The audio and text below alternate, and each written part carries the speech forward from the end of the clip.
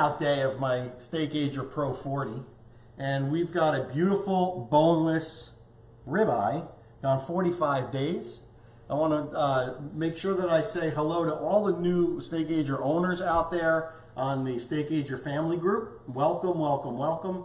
Ask questions. We're here to help for sure.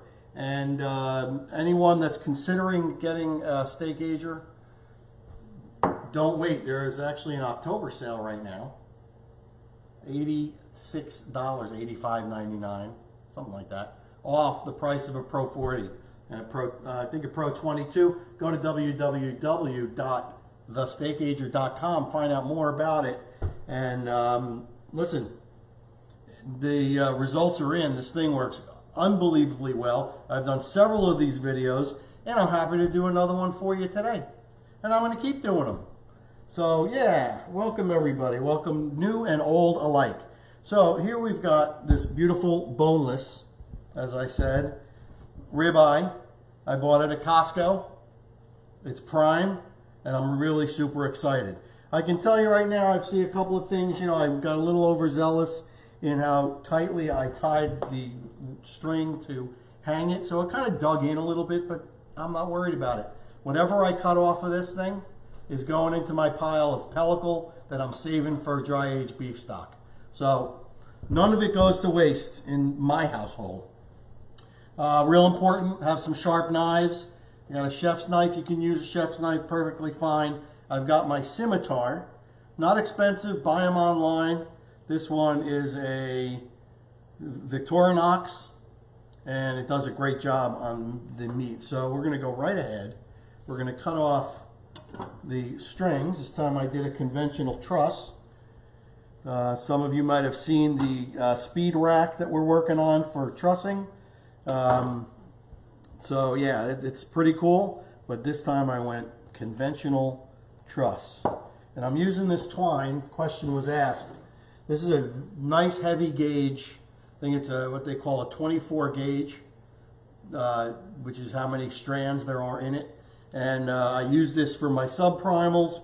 For my charcuterie that I do in the Pro 40, I use a much finer twine.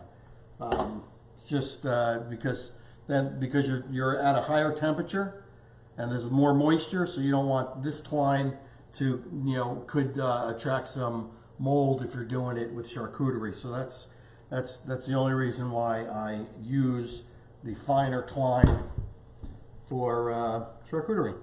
All right, we're just going to go ahead and cut these off. And again, it's the pellicle is nicely formed, so it has the string sometimes embeds a little bit, which is totally fine. Just pull it right off. And we're excited because my daughter's visiting from Seattle, and she's going to get her first taste of the 45-day prime dry aged beef that I'm taking out of my SteakAger.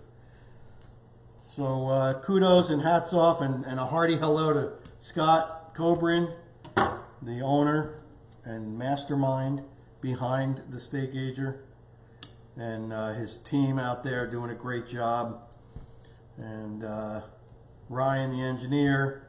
It's fantastic. It's a good team working hard so we can dry age safely at home with a SteakAger. All right, just going right down the line. So you've got a challenge out there for you, babe. Yes, Lynn. You've got Christopher Manilli. He goes, awesome. Hey, Chris. Go to 75 or 90 days. You're missing out. Mm-hmm. And also the meat looks great. Awesome. Bill Deal then challenged back to Christopher saying, go to 120 because you're missing out. Oh. So I think. I love the challenge. Wait, so, now Chris came back and said, yes, I have. Now go over 200. You're missing out. All right. So one thing I'll say about the time of aging, it really has to do with your own personal flavor profile. So I don't live alone. I live with Lynn, that voice that you hear but never see. And we have two different flavor profiles. So where I might like a 55, 60 day, she prefers a 35, 45 day. So just like any relationship worth having, it's compromise. So we compromise. So I'm totally happy with the 45 day, you know, and so is Lynn. And you know what they say, a happy Lynn is a happy win. They say that? That's what they say. All right. You got a hashtag Ruizing out there too. Oh, heck yeah. That's it, Ruizing. Carl the Cuban, God rest his soul. Let's see. I'm all in for trying something and putting it in your SteakAger.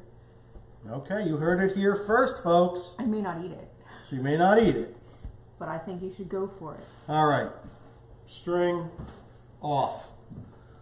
So every single time you dry age a subprimal, it's going to be different. It's based on so many factors: the meat itself, how it's cut, what the shape is, how the ends look.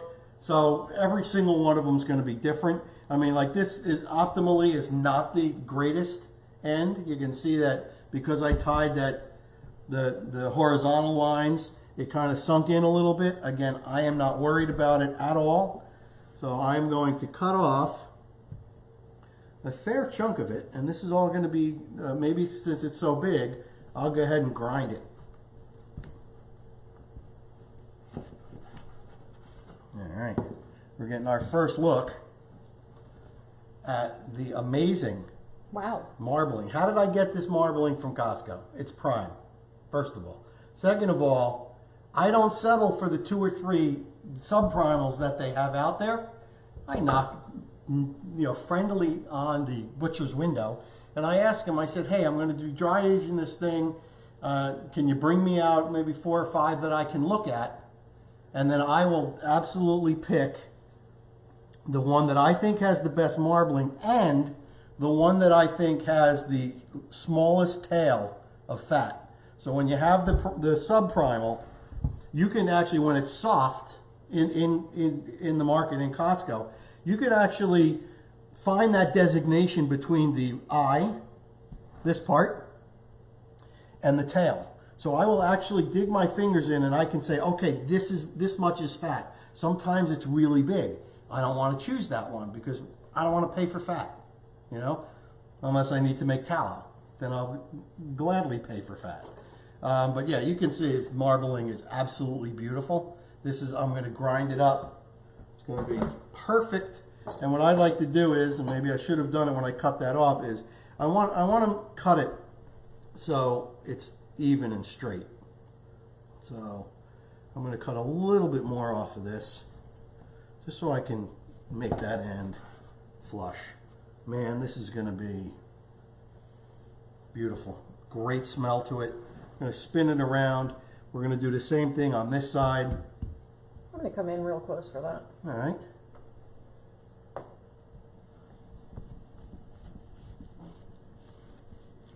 And you just take your time. I sharpened these knives just prior to starting this live. Okay. So again, you can see where I have done a great job in selecting a subprimal with small tail fat. This fat will melt. It's absolutely delicious when you put it on a grill. So obviously we don't have x-ray vision, so we can't see that part, but I'm so far pretty darn happy. Now I was talking to somebody today on the group, I think, about, and it was a new guy, about the good end and the bad end. So you can see here that this end has a much better defined eye. So that would be the good end. This guy, I think he has an old, smaller model, a 30, and he was buying half subprimals at the market, which is okay, as long as you're not always buying the bad end half. You always want to check that out. But this is all good eating, except you can see that this end has a little bit more, has a less defined eye. It's got more inner fat in there. So, you're going to get some really beauties. And then as you get towards this end, they get a little more, we'll call them rough. All right, I like to go 1.5 inches. I use my thumb as a gauge. This first knuckle of my thumb is about 1 inch. I go a little bit more. And I have no problem. I put my finger up there. I go a little bit more. I am told that the trussing speed rack, they are spaced out to make 1.5-inch steaks. Yep. So that's awesome. And again, take your time. I don't want to, I want to get one nice cut. There you go. Beautiful. And if I'm missing anybody's questions, Eric will come back to them later. For sure. We're on 5 pages, 6 pages. One Oh. other thing I'll point out to you is sometimes you'll hear the term spinalis. And what is the spinalis? That's the ribeye cap. It, to me, is the tastiest part of the entire animal. And you can see it here. So like if you go to a prime rib place, it's that outer part that always overcooks. Even if you ask for it medium rare, that part is always overcooked. It's got some great fat in there. It's super flavorful. But here you can see it on this ribeye right here. I think Costco sells just the cap rolled up in steaks. It's super expensive. So I actually haven't bought it, but it's actually really nice. All right. And a question that often comes up, and I don't see it out there today, is a question on cutting individual steaks and then removing the pellicle, or removing the whole pellicle at once. It is easier and safer, actually, to remove the pellicle from the individual steaks. And I'll demonstrate a little bit once I get this next steak done.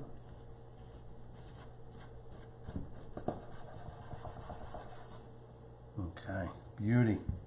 So yeah, I can sit here and start trying to trim this all off, or I can do it as an individual steak, and it's laying flat on the cutting board. You can kind of cut down on it. It is much safer and it is much easier. So here we've got some of that tail fat. So inside the tail is a little bit more pronounced, and sometimes I will just cut that piece of fat out and render that for tallow. This beautiful melted fat here is soft and beautiful, and that will render nicely. And sometimes I'll just leave a little bit of it on, because we all know that fat is flavor, right? So I can cut this little piece of meat off, and this will go into my tallow bucket. And what I do is, with the pellicle and the tallow, I'll actually collect it, freeze it, and then once I have enough where it makes sense, then I'll make either a pot of stock or some tallow. Now you can see, here's that prized spinalis. I am literally cutting off 1/8 of an inch. So, you know, it's not that much. And people, we talk about the humidity, and I know it's highly published, an 80% humidity. This was mostly about, or for the past few weeks, was 69%, 70%. I don't worry about it anymore, because the difference in the thickness of this part, the pellicle that I'm cutting off, is so minimal. It's really not going to make a difference. Plus, I'm not throwing it away. I'm using it. So, yeah. So I'm going to, just whatever's really hard, I'm going to cut off. Here's again where some of my twine dug into the meat. So that's my bad, and I'm just going to cut this off. If it's brown and it's soft, you're good to go. So you don't necessarily have to cut it off. But the hard stuff, it won't be a nice eating experience. So I tend to cut it off. And there we go. We got a nice ribeye steak. It's beautiful, perfect. Probably if Lynn and I were eating alone, I'd cook just that. If I'm serving more people, I'll probably make 2. All right, so that's cutting off the pellicle. Let me just get through the rest of these steaks, and you'll see how they change as I go further towards that good end.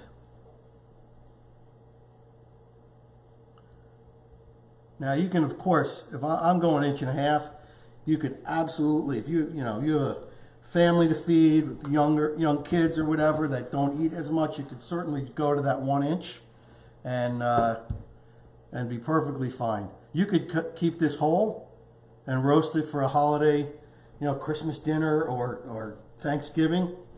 Amazing. And if you do keep it whole, then you have to remove the pellicle when it's whole, obviously. Yes, So- then you will remove the pellicle, Just you know, Take your when it's time. whole. Take your time. Sometimes what I'll do also is I like to cut this part flush, you know, so I can do that. I'm going to show you now. So if I was going to use this as a roast, you know, I'll just cut this so it's nice and flush. Just like so. So you're down to nice white fat, getting rid of some of this harder stuff. You know, you just got to take your time. You could stand it up. You can do it this way if you're more comfortable. But even just watching you now, cutting it this way versus the steaks, Yes. that's harder. Yeah, it's definitely harder. But what I think maybe I'll cut this down, one more steak off of it or something, and maybe we'll make a small roast. You I like know, it.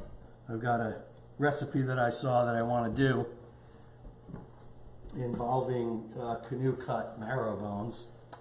So this would be a beauty I think we should to do make that. it with that. So what I'll do is I'm going to cut one more steak, and then I think I'm going to keep the rest of it whole for a small roast for Lynn and I. I'm going to cut in 1-incher.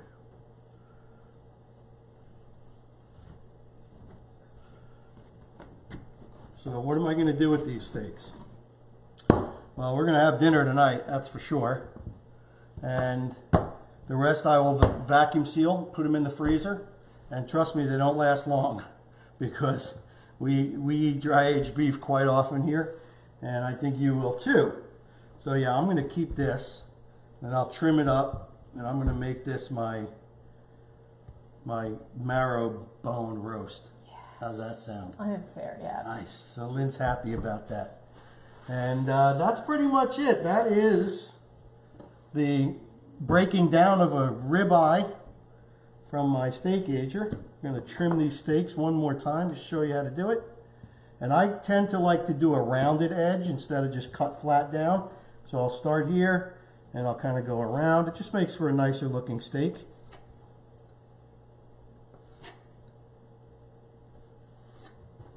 Beautiful. Get rid of some of this fat. I don't need all of this fat. And can you show the pile of stuff that you've cut off? Sure, I can absolutely do that. And then you also have some recipes on Eating with Chef Eric. I do. I have some, I have a dry-aged Korean bulgogi recipe, really good.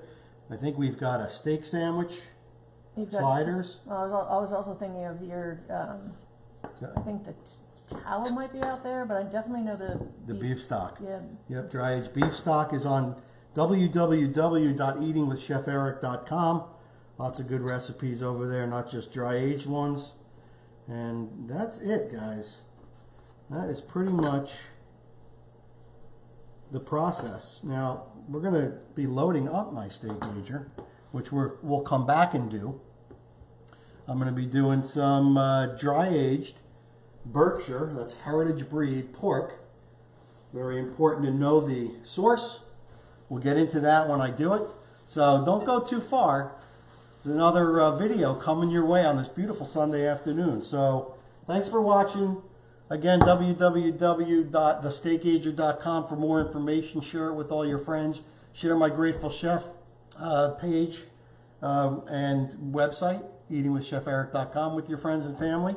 And we will see you in a little while and on other SteakAger Grateful Chef videos.